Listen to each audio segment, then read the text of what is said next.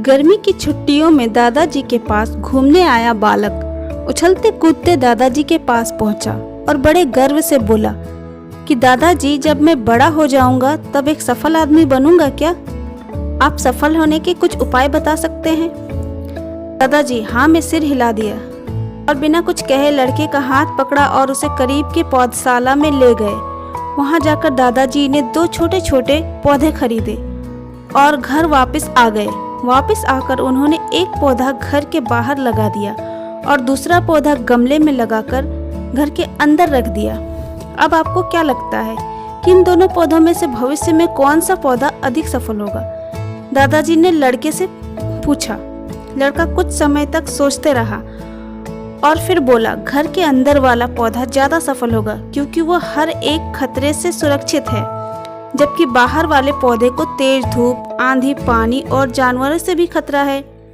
दादाजी बोले, चलो देखते हैं आगे क्या होता है, और अखबार उठाकर पढ़ने लगे। दादाजी दोनों पौधों पर ज्यादा ध्यान देते रहे और समय बीतता गया।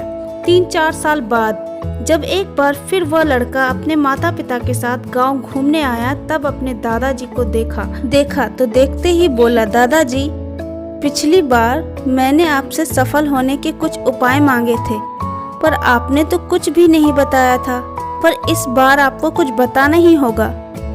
दादाजी मुस्कुराए और लड़के को उस जगह ले गए जहां उन्होंने गमले में पौधा लगाया था। अब वो पौधा एक पेड़ में बदल चुका था।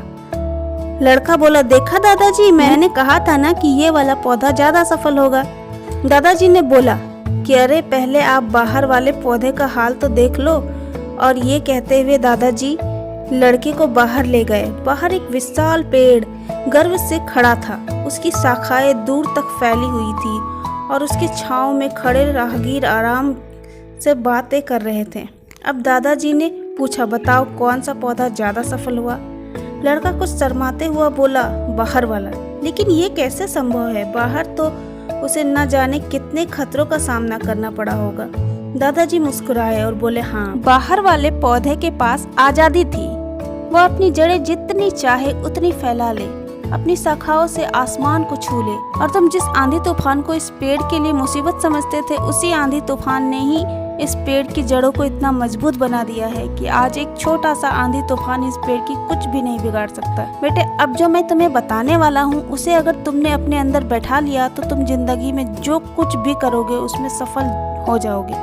उन्होंने बोला कि अगर तुमने जीवन भर सिर्फ अच्छी विकल्पों को ही चुनते रहे तो तुम कभी भी उतने सफल नहीं हो पाओगे जितनी तुम्हारी क्षमता है। लेकिन अगर तुम तमाम खतरों के बावजूद इस दुनिया का सामना करने के लिए तैयार हो तो तुम्हारे लिए कोई भी लक्ष्य हासिल करना असंभव नहीं। लड़के ने लंबी सांस ली और उस पेड़ की तरफ देखने लगा। वह दादाजी की बातों को समझ चुका था।